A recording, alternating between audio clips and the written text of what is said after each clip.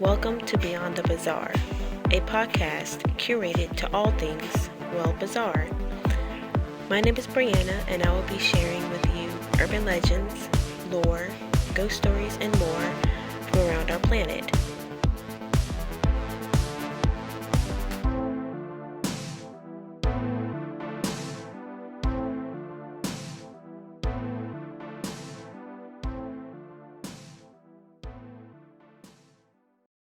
Hello, everyone. Happy Tuesday. Welcome to another episode of Beyond the Bizarre. I'm Brianna, your host, and I cannot wait to get into today's topic with you all. So, before I get into the topic, as I stated in previous episodes, I'm going to try to make it a pattern or a habit, or try to get into the habit of giving the disclaimer right at the beginning of the episode. So, before I get into tonight's topic, tonight's episode does pertain elements of horror that may not be suitable for children under the age of 13. So, if you are under the age of 13, listen with a guardian or ask your parental figure or guardian before listening to the episode. As always, just listen at your own discretion. So, today marks a new month, the month of September, and we thought it would be fun to kind of do another month of themes. So last month we had the end of summer horrors, which marked back to school, end of summer. And I hope you guys all had a great summer listening to us here at Beyond the Bazaar. I know that back to school has kind of been a little bit difficult for everyone. Most schools are doing virtual learning or having to get used to social distancing in the classroom, and it's never easy. So we're kind of living in a real world horror situation, I guess. Bizarre times we're living in. So I hope that this podcast was able to bring some joy and some light into the darkness that we're in. So speaking of darkness, we're going to go to the dark a little bit tonight on tonight's episode, starting once again a new month. For the month of September, we're going to do rituals. So if you all remember back early during the podcast, our third episode, we went over the elevator game and the Three Kings. So we really liked doing research on that. So we were able to find a lot more rituals. You'll be surprised at how many internet rituals there are out here. We were able to find a lot more that we would like to share with you all. And once again, we're just sharing. We're not suggesting that anyone goes and actually tries any of this. We're just here for pure entertainment. If you decide to try it and if something happens, don't don't don't be calling on us because we're just telling you about it. But if you do decide to try and if something happens, please let us know because we would like to know. So for our first ritual of the month of September, the first one we're going to share with you is called the Midnight Game. Now, the Midnight Game is somewhat of an ancient ritual. It is said that the game was once used to punish people who disobeyed or challenged the gods. Unfortunately, there's no telling if this is true, but the opponent of the game, known as the Midnight Man, can be found all throughout history, all over the world. So with the Midnight Man, he's not always called the Midnight Man. In some cultures, he's called the Deep Voiced Man, the Man in Black, or the 7 o'clock Man. But throughout childhood, and most of us know him as simply the Boogeyman. So the Boogeyman virtually exists in every single culture. Every culture has its own boogeyman, its own monster, that emerges at night and terrorizes people. Or comes to answer those who directly challenge him. He loves a challenge. So you may be asking yourself, why would I play this game? What do I get out of this game? What would be the reason to challenge or provoke the Midnight Man? So straightforward, The midnight game doesn't have a direct prize for winning. The goal is to simply just be daring and just survive the night without being caught by the midnight man. Unfortunately, there's no telling what happens to the players that fall out of line with the midnight man, but there have been different variations as to what happens depending on who you ask. In some tellings, the Midnight Man is known to induce hallucinations of one's greatest fear. And some say that he just simply unleashes that fear onto you in its most gruesome, most horrifying, most terrifying physical form.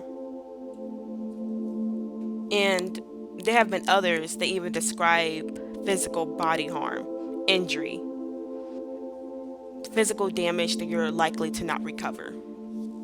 So, as I stated before, if you're going to play this game, play at your own risk and beware of the Midnight Man. How to play the Midnight game. Step 1. Choose a building or other interior location to play. The playing field must have multiple rooms as well as at least one wooden door inside. For the sake of convenience, most people that choose to play the midnight game choose their own homes as their playing field. Although there's no telling if it's safe to do so or not. This goes back to play at your own risk. Step 2. Get your supplies together. These are the supplies that you will need: a candle, matches or a lighter, a piece of paper, a pencil or pen, a sterilized pen, that's pen, P-I-N, a large, hefty supply of salt, and a clock or a watch. Step 3. Shortly before the clock reaches midnight, write your name, your full name, on the piece of paper. Then, with the pen, P-I-N, prick your finger until you draw blood, and allow the blood from your finger to drip onto the paper holding your full name. Step 4. Turn off every single light in your playing field. Any source of light, lamps, TV, night lights, whatever source of light, turn them all off. When you have ensured that all the lights have been turned off, take the paper with your name and blood on it to the wooden door in the playing field. Close the door. Place the piece of paper in front of it. Then, place the candle on top of the paper. Light the candle. Step 5. Knock on the wooden door 22 times. Make sure, and this is important, make sure that the final knock occurs precisely at midnight. Refer to your watch or clock, whichever one you're using, closely during this portion of the midnight game. After the final knock, the 22nd knock, open the wooden door. Blow out the candle. Then close the door again. Relight the candle immediately. Warning: there's no turning back now. You have invited the Midnight Man inside. If you decided to make your playing field your home, You have now invited the Midnight Man inside your home. Step 6. Pick up the candle and make sure you've got your salt and lighter or matches nearby and handy. Now, the game truly begins. Step 7. Begin to navigate around your playing field. Be careful. Do not allow the candle to go out. Do not stay in one place for too long. If you do, this makes it easier for the Midnight Man to find you, and he will find you. And that is the last thing you want to happen. When navigating around the playing field and you suddenly feel a drop in temperature, hear soft whispers drifting out of the bleak darkness. If navigating around and you've noticed a human shape lurking just in the corner of your vision, or if the candle goes out, be vigilant, look sharp. The Midnight Man is near you. If any of these occur, leave the area immediately. If you can, hide, but do not exit the playing field. If the candle goes out, relight the candle immediately. You must relight the candle within 10 seconds. If you fail to do so, if the matches do not strike, if the lighter does not ignite, create a circle of salt around yourself as quickly as possible and remain inside the circle until 3:33 a.m. If none of the warning signs happens, none of the aforementioned warning signs happens, or if the candle does not go out, continue navigating around your playing field until 3:33 a.m. Remember, at all costs, avoid the Midnight Man. If you make it to 3:33 a.m., congrats, you've survived. At this time, you may stop moving, or if you've been inside the circle of salt, you may step outside the circle. Turn on the lights. The Midnight Man has gone. Game over. Here's some additional information about the Midnight game. Multiple players may participate in the game. In this case, all players must have their own piece of paper marked with their own full name and their blood. They must all have their own sterilized pen, candle, matches, lighter, and salt. Do not, I repeat, do not share pens between players. And make sure all of the pens have been sterilized before using them. Back to step 5 with multiple players. All players should knock on the door simultaneously, as well as blow out and relight their own candles when required to do so. Be vigilant and warning. These facts are important. Do not begin the game unless you intend to finish it. Once the game has begun, there's no way to end it early, so don't chicken out. When playing the game, do not engage in any of the following activities. Do not turn on any lights. Do not leave the playing field. Do not use a flashlight. Do not go to sleep. Do not cheat. Do not use the blood of a person other than yourself to summon the Midnight Man. And lastly, do not provoke the Midnight Man in any way. Doing any of these actions will draw the Midnight Man to you immediately, resulting in automatic failure and loss of the game. Do not fail.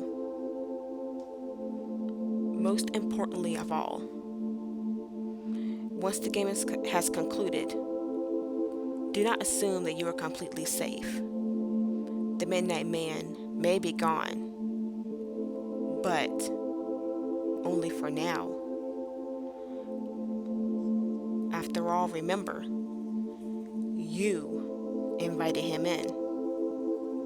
And with that, he might choose to return.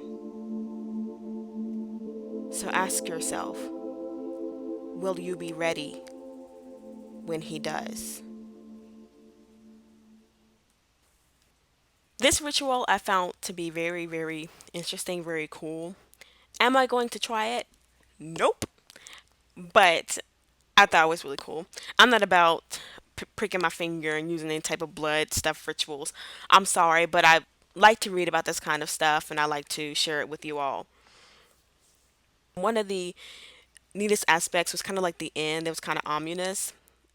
Like the Midnight Man could return. Like you invited him in, you opened up yourself to that by essentially, I don't want to say blood pact because I don't think that's the right word, but there's blood involved. He's coming back for you. So, like I said, if anyone decides to play at your own risk, not because we told you to, but if you do decide to play and you experience something, let us know. We're on Facebook, Instagram, our website www.beyondthebazaar.com. Please let us know. And I thought it was really cool to have a ritual that's tied to summon the Midnight Man or the Boogeyman, whichever you want to call him. Because I remember as a child being definitely afraid of the Boogeyman, so it's crazy that there's a ritual that people actually choose to do to summon him. With no really benefit or reward from it, just a daring thing to do. It's not like you're getting answers or doing anything. It's just to be daring and just I guess to have like an adrenaline thrill, I guess. That's the only thing I can think as to why someone would put themselves in that position knowingly. And I also thought it was really cool that the boogeyman exists by other names in different cultures, in different areas of the world. I really thought that was really cool as well. Like I said, when I was younger, I was afraid of the boogeyman, but it kind of fade as I got older. My main source of being terrified of the boogeyman was when I want to say I was about 6 or 7. I know it was before my sister was born, so it was about 6 or 7. And Disney Channel came out with an original movie called Don't Look Under the Bed. Now, all my 90s kids and maybe early 2000s kids may know exactly what I'm talking about. That movie was pretty much about a girl who kind of matured beyond her peers. She always thought logically. So when things started happening that was beyond logic, she didn't really know how to explain it. So she stopped believing in things that she deemed childlike, like imaginary friends, and that resulted in a manifestation of a boogeyman that terrorized her community, and pretty much framed her for everything that was going on, had everyone thinking she was crazy. And watching that movie, the costume design in that movie, the makeup artist, they did a really great job. But that movie terrified me at such a young age. And I remember having to have my mom and my dad sleep with me in my room until I fell asleep because I was just so afraid to be in my room by myself. I wanted all my dolls out of my room. I thought my dolls' heads were going to start turning by themselves. I just wanted everything gone. That movie terrified me. And Disney actually removed it from their lineup for years. And a few years later, it came on like around 2 a.m., 3 a.m., and I was so excited to watch it. When I watched it when I was a lot older, I remember thinking, this movie was probably a little bit too terrifying for any 7-year-old kid to be watching. So I could see why it was removed. And when I had told my mom about it, I was like, well, I watched it. Now I could see why it was terrifying to me as a kid, but it's still scary now, but not nearly as so. It's just kind of fun scary.